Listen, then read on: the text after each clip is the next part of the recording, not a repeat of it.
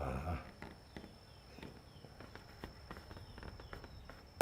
Tak, to jest wspaniały globus szkolny. Tak.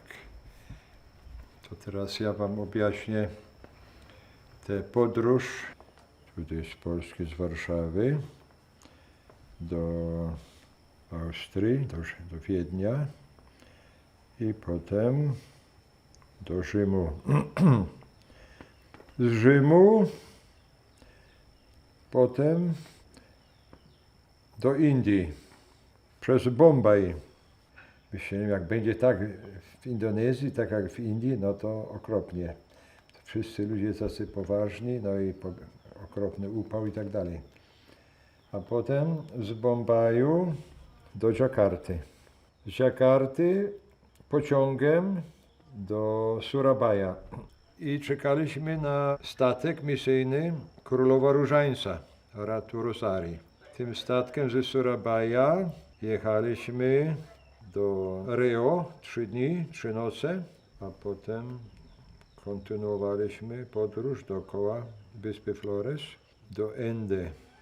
Sporo ludzi zachorowało na morską chorobę.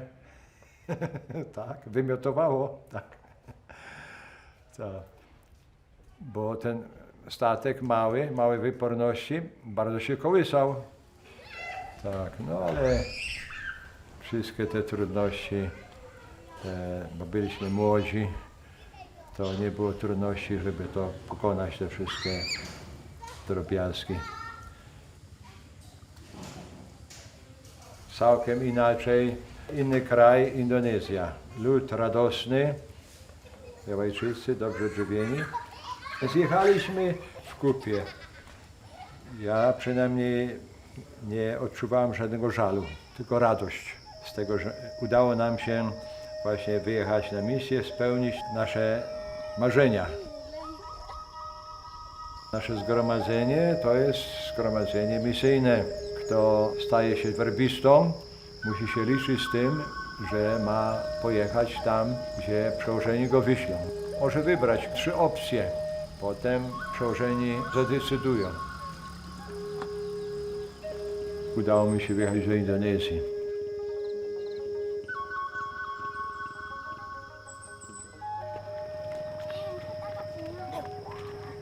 To jest ogród, który należy do naszej parafii.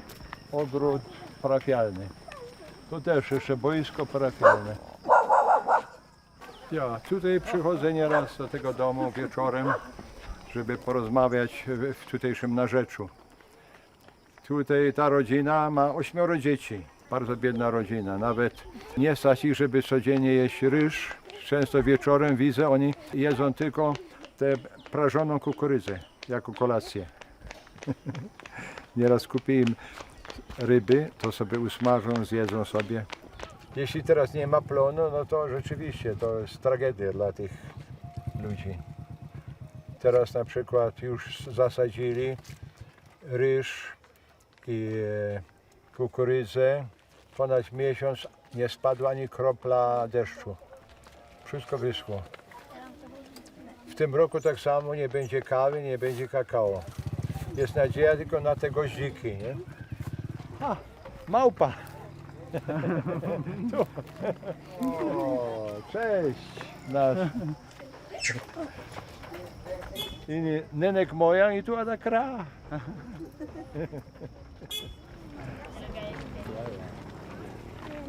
To są już takie domki starej daty, całe z drzewa, ale się starają, żeby posadzka była z cementu, bo wtedy pokój jest bardziej czysty. Tu mają nawet hodowlę świń. Tutaj świnie są drogie. Wieprz, który zjedliśmy, 3 miliony. 1 pensja miesięczna nauczyciela. Tam mięso strasznie drogie tutaj. Normalnie jedzą ryby, świeże ryby. Widać, zobacz, grobowiec, to jest ciekawe. Wykaflowany, a jeszcze daszek. To jest luksus, nie? Dla tego nieboszczyka. Kuburan keluarga. Bardziej tak luksusowy niż w Europie. To jest członek rodziny, ten nieboszczyk. Oni wiedzą, on jest w niebie, a tu spoczywa jego ciało, czeka na zmartwychwstanie. Tak. Ja podziwiam tych parafian. Jak ktoś jest umierający, to od razu wołają księdza, żeby przyniósł komunię świętą, udzielił sakramentu chorych i cała rodzina zbierają się i wszyscy się modlą, czekają, aż ten wyzionie ostatniego ducha. I to małe dzieci nieraz patrzą na tego dziadka, czy na tego nieraz starszego brata, który z powodu choroby musi umierać, patrzą i czekają na ten ostatni oddech. Więc ja uważam, taki umierający tutaj to jest w o wiele lepszym położeniu niż tam w Europie. W Europie taki jeden będzie samotny w klinice, będzie miał pełno tych wężyków, sztucznie będą to życie podtrzymywać. Całymi miesiącami. Ja mówię, no co to za życie?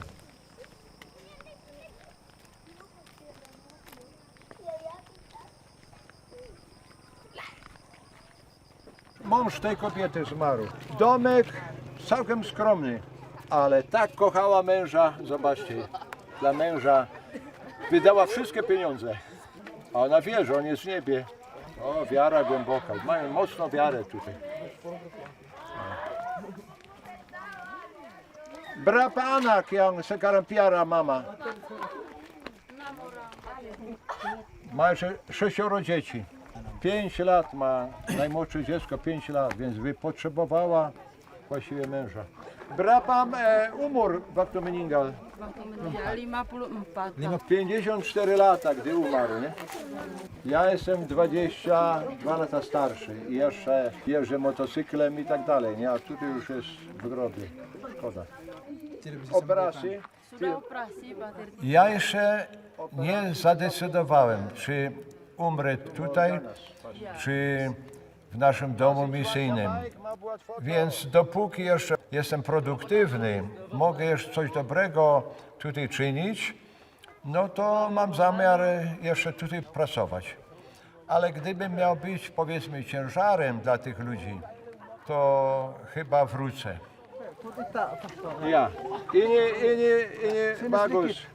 Ini bagus. Kakak, koko, adik. Tak. Tutaj lalki są nieznane, nie? Tu lalka to jest dziecko. To jest młodszy braciszek, młodsza siostrzyczka i dźwigają to bez przerwy. Cały dzień. I to jest lepsza lalka, to maleństwo. Ini bola kaki atau Bola takraw. sapak atau pakai kaki atau pakai tangan? Kaki. Kaki. A. To taka piłka. Im dłużej w powietrzu, tym lepiej. Tak. Nogami dopomagam, żeby stale była w powietrzu. Jest 3 graczy i ta piłka musi stale unosić się w powietrzu. Jak upadnie, no to już 1 punkt straty. A jak jest 15 punktów straty, no to przegrał. Sudah umur berapa? Umur 1 tahun, 1 tahun. Maroczek. Sudah anak berapa? 4. 4 dziecko. Masih minum susu atau sudah tahu makan nasi? Dan nasi. Sudah makan nasi? Oh ja, bagus. Sehingga hemat susu. Tutaj ani nie pomyślą, żeby przerwać ciążę. Nie? To jest nie do pomyślenia. Dziecko to ma największą wartość tutaj dla kobiety.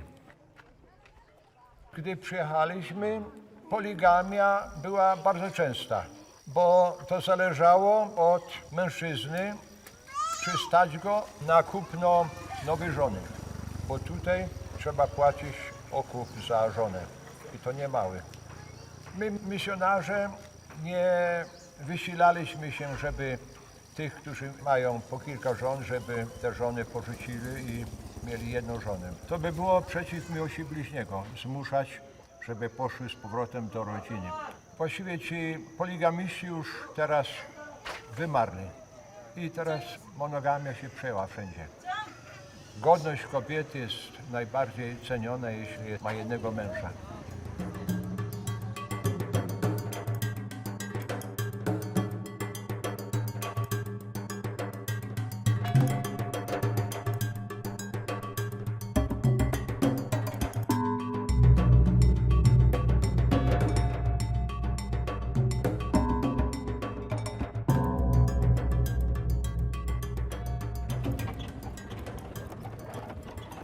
To jest jeszcze taka tradycyjna wioska. Plac w środku, a dookoła domy. Także wszyscy są w kupie tutaj, ten lud. Tymczasem teraz budują domy po prawej, lewej stronie głównej drogi. No to takie życie socjalne, wspólne to już jest zrujnowane. Bo trudno się spotkać. Nie wiem, gdzie będą tańczyć, pewnie tutaj gdzieś.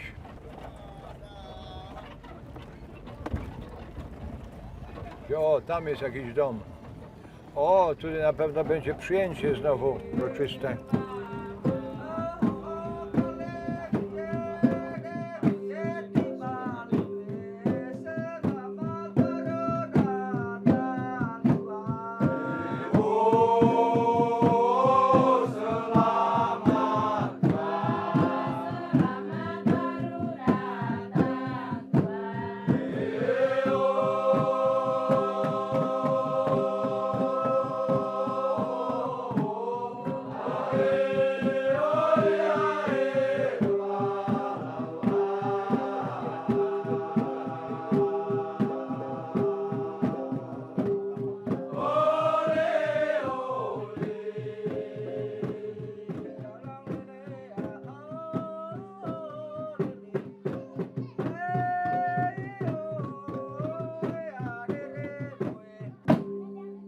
Yo, oh anak nama tanah patana tak dah.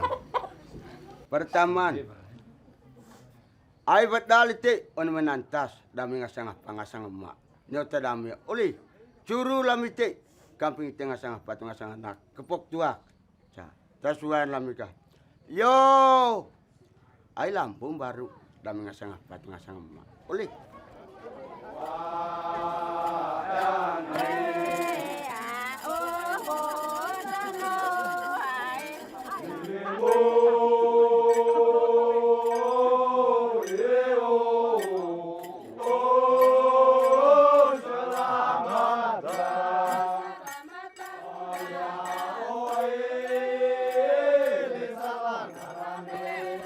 Już w XVI wieku Portugalczycy przyjeżdżali do dzisiejszej Indonezji, by szukać korzeni, cynamonu i drzewa sandałowego. Razem z handlarzami jechali także misjonarze, franciszkanie, dominikanie, a potem jezuici. Po pewnym czasie przyjeżdżali tutaj też Holendrzy. Chcieli nawrócić katolików na Kalwinów. To udało im się na Wyspach Maluskich, ale nie udało się na Flores i na Timor.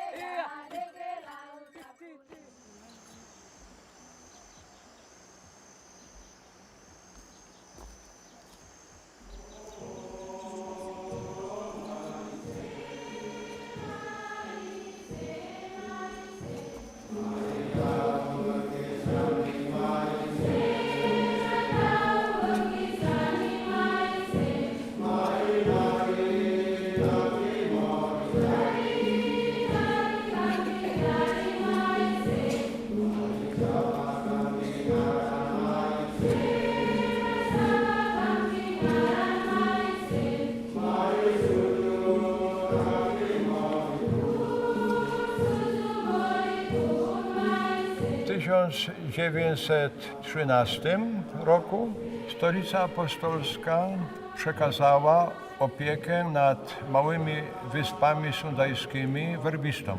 To są wyspy na zachód od wyspy Bali, więc Lombok, Sumbawa, Sumba, Flores, Alor, Solor, Lembata i Timor.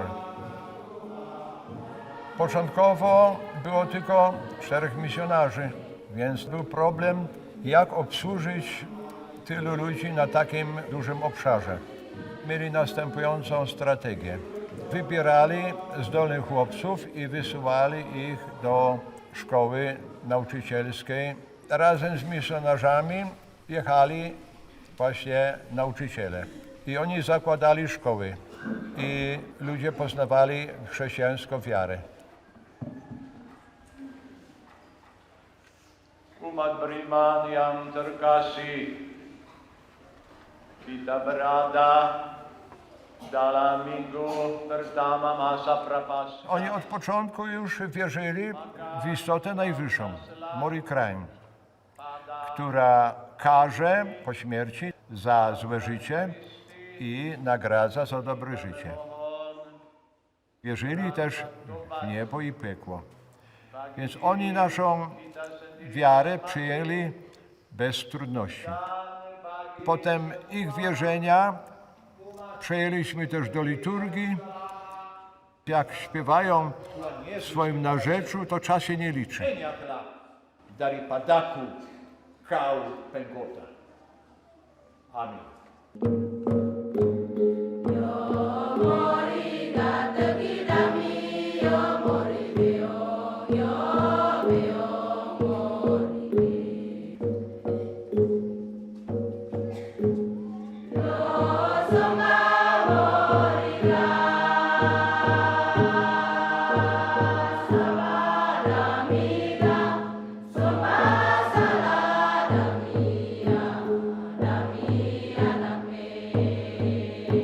Od samego początku pokochałem ten lud.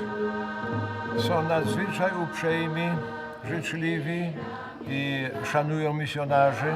No i wszyscy 100% tutaj w górę to są katolikami. Kochają naszą wiarę, są przywiązani do kapłana, ponieważ oni widzą, że ten kapłan dla nich żyje, dla nich pracuje, więc jesteś od razu akceptowany przez nich. Możesz wejść do jakiegokolwiek domu, to gość w dom, Bóg w dom. Przyjmują cię tym, co mają, nie? I najlepsze, co mają, to ci dadzą. Więc tutaj czujesz się od razu jak w rodzinie, nie? Tapi jangan omong panggil orang lain ya. Ya, itu hanya untuk kamu. I tak lubią cukierki, mogą godzinami czekać, żeby dostać innego cukierka. Rodzice tam, a nie myślą, żeby kupić cukierka dla swoich dzieci. Też takie cukierek kosztuje też paręset rubków.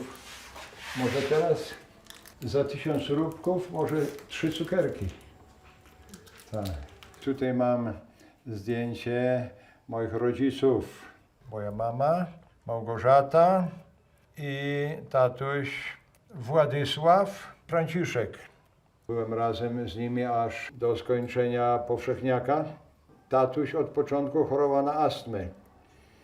Byłem już na studiach trzeciej filozofii, gdy tatuś umarł. Przyjechałem z moim bratem, który też był w seminarium. No i mówię do mamy, no teraz już masz mniej roboty, nie potrzebujesz obsługiwać ciężko chorego tatusia. A ona odpowiedziała, o nie, ja bym wolała stale go obsługiwać, byleby był. Tak, bo on zawsze służył mi dobrą radą, zawsze mnie prowadził, a teraz będę sama. Tak. Więc ja z tego też wywnioskowałem, jak bardzo się kochali. Tak. Było nas 9 dzieci, 3 zmarło, pozostało nas 6, 4 chłopaków, 2 dziewczyny. Tak. Tutaj jesteśmy razem, jak się byłem w powszechnej szkole, cała nasza rodzina. Więc tutaj nasze rodzeństwo jest razem. W 96 roku było nas 3 w Zgromadzeniu Słowa Bożego u werbistów. Tutaj moja prymicyjna msza święta i udzielam błogosławieństwo mamusi. To było w 1963. Miałem 25 lat. To jest nasza 20, która przyjechała tutaj w 65 roku. Legalnie. Pierwszy raz rząd komunistyczny w Polsce pozwolił misjonarzom wyjechać za granicę, ponieważ ambasador wtedy był katolikiem. Poprosił ten rząd komunistyczny, ponieważ to ambasador prosił, więc dali pozwolenia. Te zdjęcia wiszą stare, przypominają mi młode lata. Teraz jestem tutaj proboszczem emerytem. Już skończyłem 75 lat, a Wilhelmus, ksiądz diecezjalny, jeszcze nie ma roku od święceń kapłańskich. Więc razem obsługujemy tę parafię.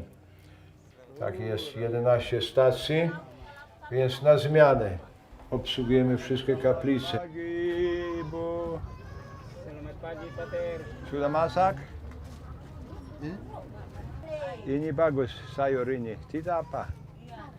Oh, ini berapa satu?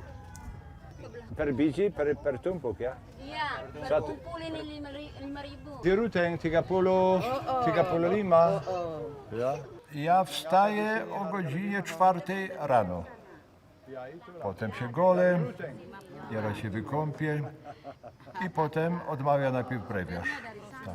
Potem jest msza święta, tutaj na życzenie tutejszych parafian, o godzinie 5 rano. Anak mengerti anak kecil, sudah surga. Tahu apa itu surga? Ya, ini saya. Terima kasih, Saya Mister. ambil. Ya, terima kasih. Iya.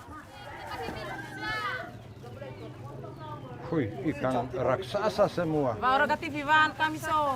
Ini pakai jala ya, pakai jala. Sungguh beli banyak-banyak. Ja, ja. Teraz, zwłaszcza w porze deszczowej, to częściowo możemy używać motocykla lub jeepa, a potem trzeba maszerować aż do tej stacji. Najdłuższa trasa marszu to jest 1,5 godziny. Dawniej to godzinami, ale wtedy byliśmy młodzi. Wtedy jeszcze dróg nie było, tylko ta droga Transflores. Jechałem do tej parafii Muku najpierw 6 godzin, taką ścieżką. Po drodze do szkoły, kaplice. W Mukun zwykle nocowałem jedną noc i potem do mojej parafii w Lengor na wysokości 1300 metrów. Ta parafia liczyła paręnaście tysięcy katolików w kilkunastu punktach duszpasterskich. Jeden koń juczny na bagaż, a drugi jako podsiodło. Raz miałem taką przygodę, która mogłaby się skończyć bardzo smutnie. Była taka wąska ścieżka w górach, przepaść po lewej stronie, więc w ostatniej chwili zdecydowałem, ja muszę zejść z konia, bo a nuż on się sunie i wpadniemy do przepaści. Ale upadłem pod konia i moja prawa noga pozostała w strzemieniu. Więc gdyby ten koń się teraz spłoszył i ruszył z kopyta, koniec. On by mnie ciągnął nie wiadomo gdzie. No ale chwała Bogu, on stał spokojnie. Jeden misjonarz też. Gdy schodził z konia, koń ruszył z kopyta, ciągnął go, połamał nogi, wrócił do Europy. Nie mógł już pracować w Indonezji. Mau Shaolime dalam sufi kapela, eh? Ya, ya. Selamat, ya. Tidak ada acara-acara lain. Kalau satu dua orang datang. Ya.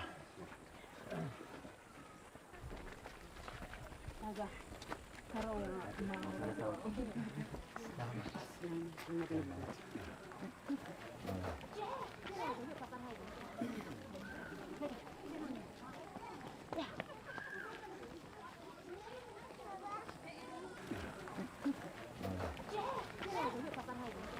11 punktów, gdzie odprawiamy msze święte. I też tam przygotowujemy ludzi do ślubu, do przyjęcia sakramentu chrztu, do pierwszej komunii. Największe radości to całe nasze życie kapłańskie. Głoszenie kazań, prowadzenie ludzi do Boga przez Słowo Boże, udzielanie sakramentów świętych, zwłaszcza sakrament Eucharystii, który wzmacnia ich, jednoczy z Panem Jezusem, dodaje im siły w codziennym życiu, w czasie pokus. To jest nasza największa radość. To nie jest taka, że dzisiaj mam radość, a jutro nie. Całe nasze życie to jest jedna wielka radość. Pracujemy dla dobra doczesnego i wiecznego tych ludzi. To jest nasze największe szczęście. Doa dan permohonan kami dengan penuh kasih. Dan kami mohon limpahkanlah rahmat dan berkat-Mu atas abu ini yang akan Kau oleskan di atas dahi kami, lambang tobat kami. Dengan pengantaraan Kristus Tuhan kami. Amin. Empatratus duapulu, o Tuhanku, Tu yang kudus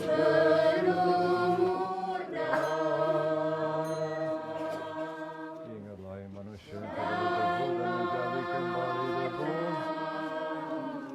Ingatlah hai manusia yang kepada Tuhan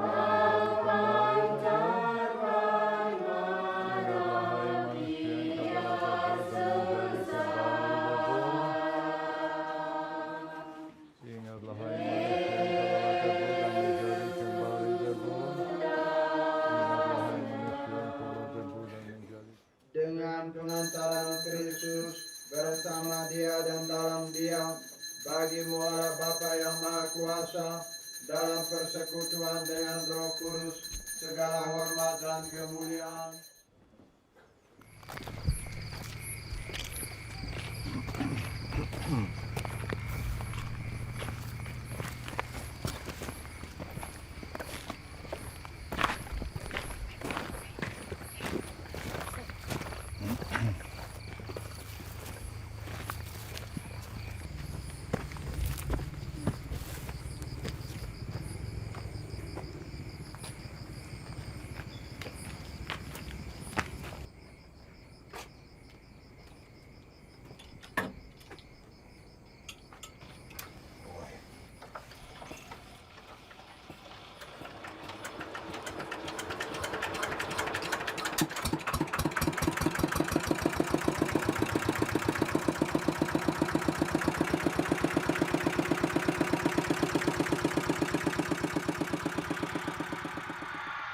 Halo, siapa di udara?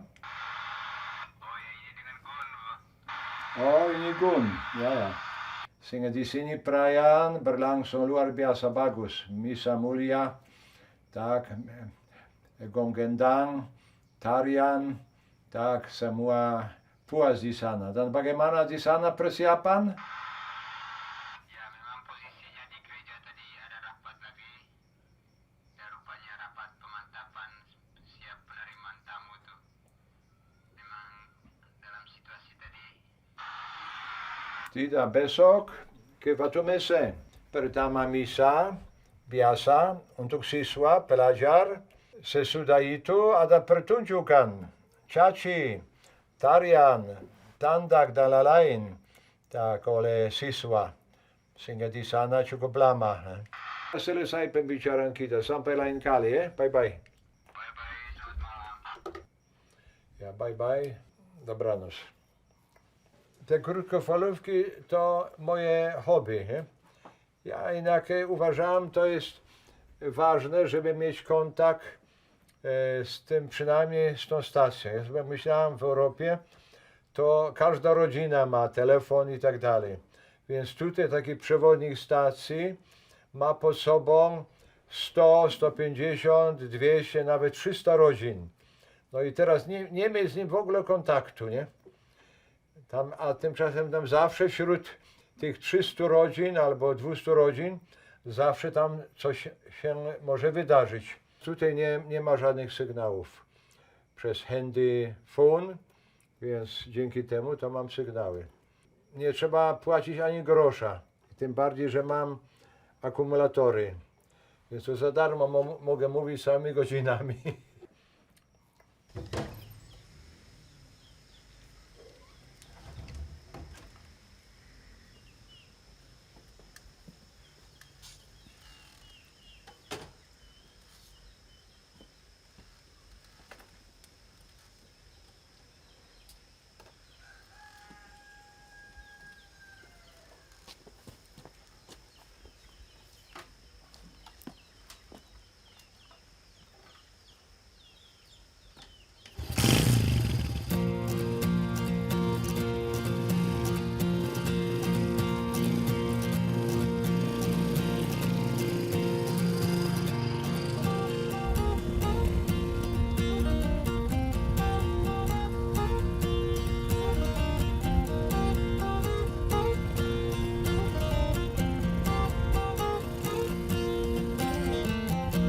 Misjonar był wciąż w podróży.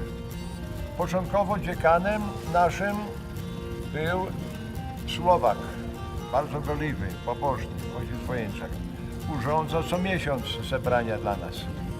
Chociaż trzeba było jechać na te zebrania konno przez 12 godzin, najchętniej jechaliśmy, bo zawsze odbieraliśmy pocztę, paczki, no i najważniejsze, zbieraliśmy się wszyscy, Polacy, i opowiadaliśmy o swoich przeżyciach. Ale potem już nie było tych zebrań co miesiąc, tylko kilka razy w roku, więc to były właściwie ciężkie chwile, bez kontaktu.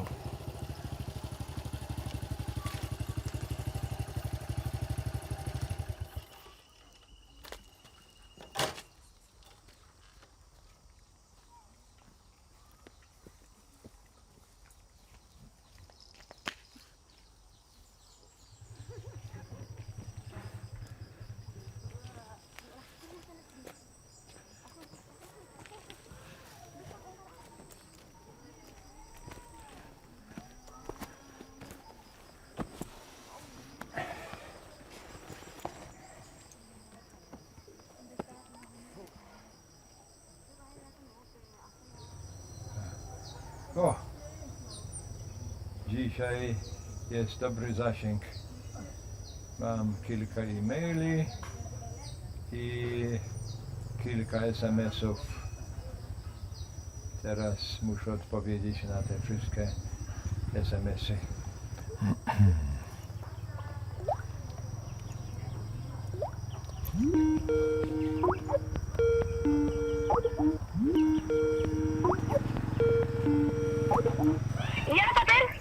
Sehingga misa di gereja Ara jam 2, harap cuaca baik.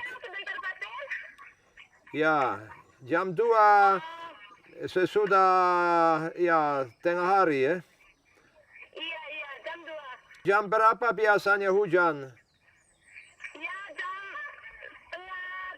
tengah siang, jam 12, jam 1. Oh begitulah, sehingga sebelum itu kami harus tiba. Baik, terima kasih ya atas informasi. Begitu saja ya. Selamat pagi. Ya, selamat ya. Ya. Teraz łatwo być misjonarzem.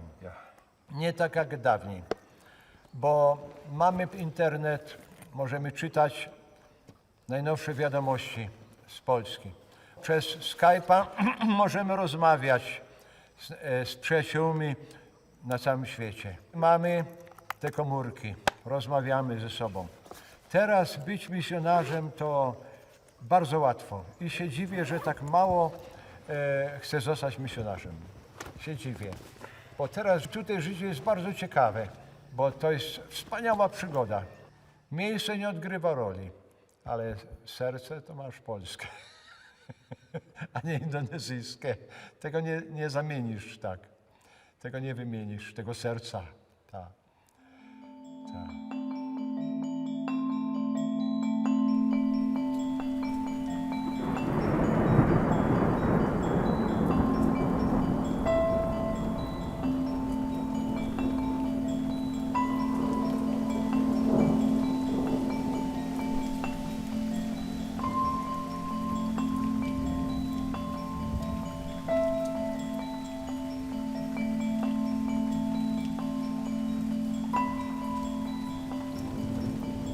Przenosiny, zwłaszcza te pierwsze, to były bardzo ciężkie, bo człowiek już się zżył z parafianami, miał tylu przyjaciół, napracował się tam, nabudował kościół parafialny, plebanię, kaplicę i teraz dostajesz kawałeczek papieru, dekret od biskupa, dziękuję Ci za tę pracę i masz teraz objąć następną parafię, gdzie nikogo nie znasz. No ale my wiemy, my misjonarze, nie możemy się przywiązywać do ludzi. My mamy głosić Chrystusa. Po paru miesiącach, tym bardziej po paru latach, znowu człowiek się przyzwyczaił, zawarł nowe przyjaźni z parafianami. No i o tej poprzedniej parafii po prostu musiał zapomnieć.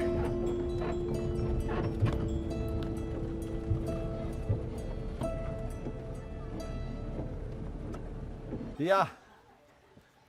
Nandes. Mari. Shaulime.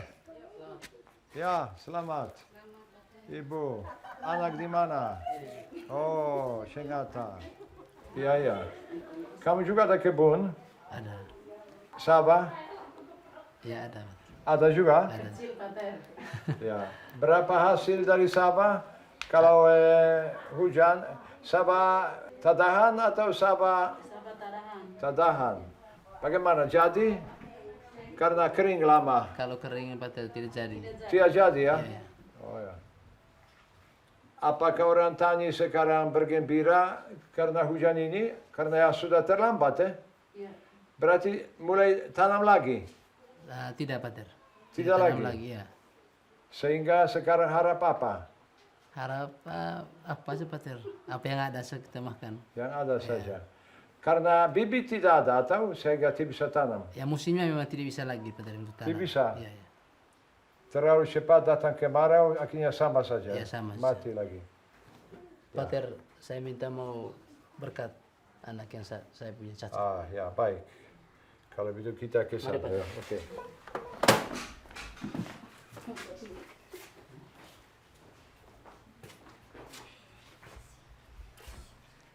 Moga-moga Tuhan Yesus memberkati anak itu. Ya. Semoga Tuhan melimpahkan berkat-Nya atas dia ya. Ya. Ya. Baik ya. Dia punya nama? Cecil. Cece. Cecil. Ya. Tapi dia dengar kalau saya panggil Cece? Tidak Pater. Dia dengar ya. Cece. Cece. Ya. Dia hanya reaksi begini ya. Ya Pater. Ya, ya. Ya, ya baik ya. Ya. Kalau saya dia tidak mengerti juga kalau cium Ya dia mengerti Pater. Apa? Dia mengerti tapi tidak bisa ungkap. Tidak mengerti? Ya, ya. Tapi kalau orang asing cium mungkin dia bisa takut. Tidak takut Pater. Tidak takut? Ya, tidak takut. Ya, ya. Ayo, mau. Ya, itu. Dia senang. Ya. Ya, tidak apa. Bagus. Cece. Ya. Sehingga semoga Tuhan memberkati engkau atas nama Bapa dan Putra.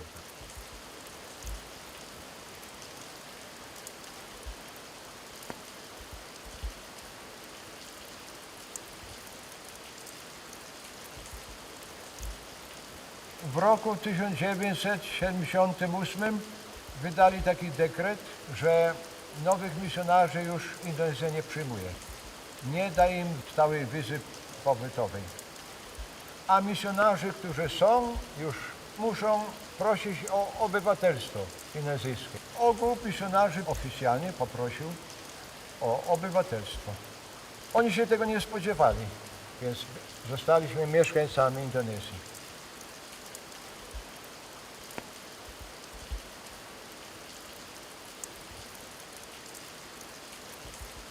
W całym zgromadzeniu jest około 6 000 werbistów. Mniej więcej 400 misjonarzy z Indonezji już pracuje za granicą. Też w ponad 40 krajach. Są nawet w Polsce. To jest taki fenomen, nie?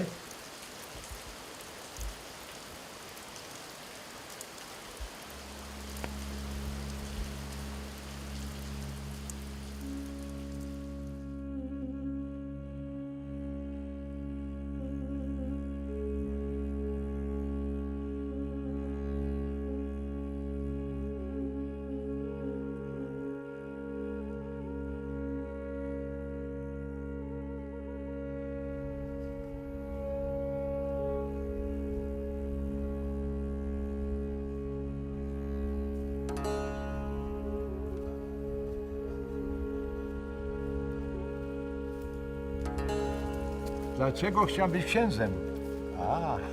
No więc moi rodzice codziennie modlili się razem z wszystkimi o powołania. Bo oni żniwo wielkie, robotników mało. Mój tatuś też, chory na astmę, stale się modlił różańce dzień i noc. Tak. I rano nam opowiadał, dzisiaj odmówiłem 10 różańców, ale 8 były roboczywe, bo bezmyślnie odmówiłem je. No ale bez przerwy się modlił. Mój brat już był w seminarium, przysyłał czasopismo misyjne, więc czytaliśmy listy misjonarzy. Jakie to wielkie zapotrzebowanie na misję. No więc po skończeniu szkoły podstawowej rodzice się pytają, a ty kim chcesz zostać? Misjonarzem chcę być. Przecież o to się modliliście, przecież to jest najważniejsze na tym świecie. To sobie pomyślałem tak racjonalnie. Jak się ożenię, no to urodzę 2, 3 dzieci, no i będę zajęty tylko to 3 dzieci. A jak zostanę księdzem, a tym bardziej misjonarzem, to będę miał pod opieką 1000. Będę miał o wiele większe możliwości czynienia dobrze. Jeszcze pamiętam, nasz prefekt kazał nam napisać na piśmie, czy naprawdę czujemy się powołani do życia misyjnego i kapłańskiego. Ja uważałem to za śmieszne, bo już oni znają nas już dobrze, no ale każdy musiał coś napisać, więc ja napisałem im. Ja nie czuję jakiegoś wołania wewnętrznego, żeby być misjonarzem. Ja tylko tak racjonalnie mówię, amatorów do żeniaczki nigdy nie brak. Tymczasem żniwo wielkie, robotników mało. Bardzo cenię sobie życie ojca rodziny. I ja czuję, byłem dobrym mężem i dobrym ojcem rodziny. No ale ja wybieram właśnie życie jako kapłan i misjonarz, bo to jest bardziej potrzebne. Ja już teraz tak długo jestem tu w tym seminarium i wyście mnie obserwowali. Więc wy teraz decydujcie, czy mogę być tym księdzem misjonarzem, czy nie. Jak zadecydujecie, ja się nie nadaję, mam wrócić, ja bez żalu powrócę. Nie będę miał do nikogo pretensji.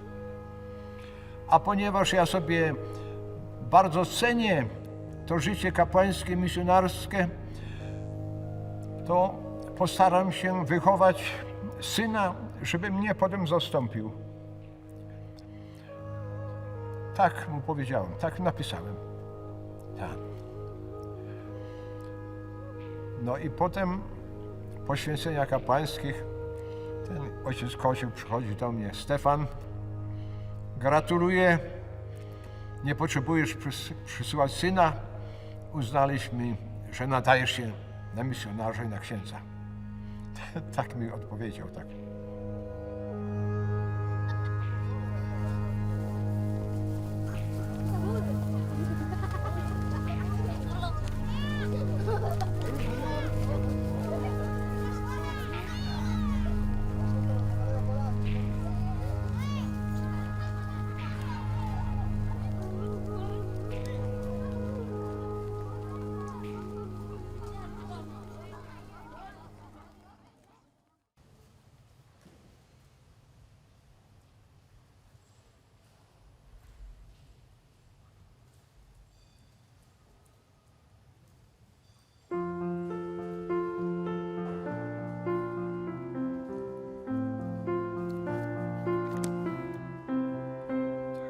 Byli tacy, którzy pytali się, czy kiedyś byłem zakochany.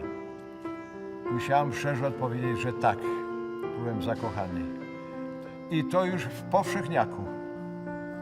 Do 4. klasy chodziłem tam do jednej szkoły i tam się zakochałem w jednej dziewczynie.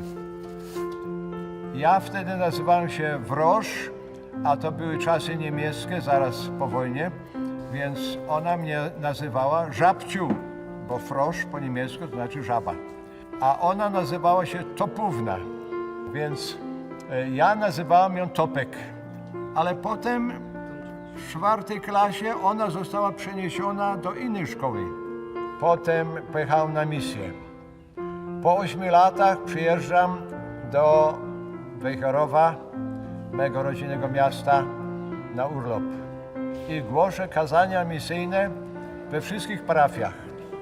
Z koszyczkiem chodzę i teraz zbieram kolektę pod chórem. W pewnej chwili patrzę, to jest ona. Też wrzuciła mi coś, mówi, pytam się jej, jesteś Topówna? Tak. Po mszy ona przychodzi do zakrystii i mówi, Stefan, jak mogłeś mnie poznać po tylu latach?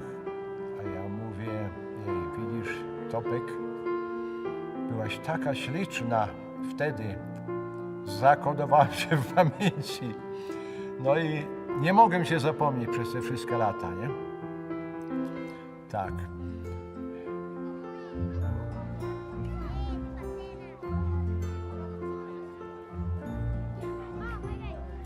Nie żałuję ani źbła, bo uważam, że miałem największe możliwości czynienia dobrze jako misjonarz.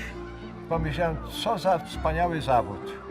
Prowadzić tych ludzi do Boga. Uczyć, co jest złe, co dobre, żeby nie zboczyli z tej dobrej drogi, żeby osiągnęli ten ostateczny cel, którym jest niebo. To jest wspaniały zawód, najlepszy zawód, jaki może być na świecie.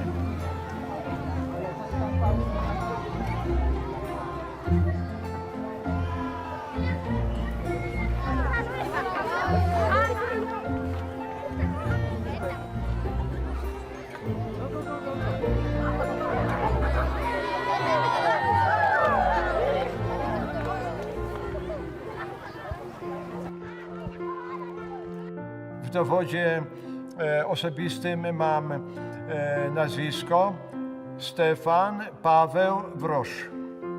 Tak. Więc moim hasłem jako kapłana jest Scio cui credidi. Wiem, komu zaufałem. No więc ja po prostu zaufałem Chrystusowi. I dotychczas nie żałuję tego, że Jemu zaufałem. I ja wierzę, że On mi towarzyszy stale w życiu. Bo On też mnie zapewnił, że będę z wami do końca świata. Gdy wysłał pierwszych misjonarzy, apostołów, idźcie na cały świat, nauczajcie wszystkie narody On zapewnił ich, że będzie im towarzyszył do końca. No i my tak samo pojechaliśmy na krańce świata. Jesteśmy przekonani, że Chrystus nam towarzyszy. I to czujemy, każdego dnia czujemy.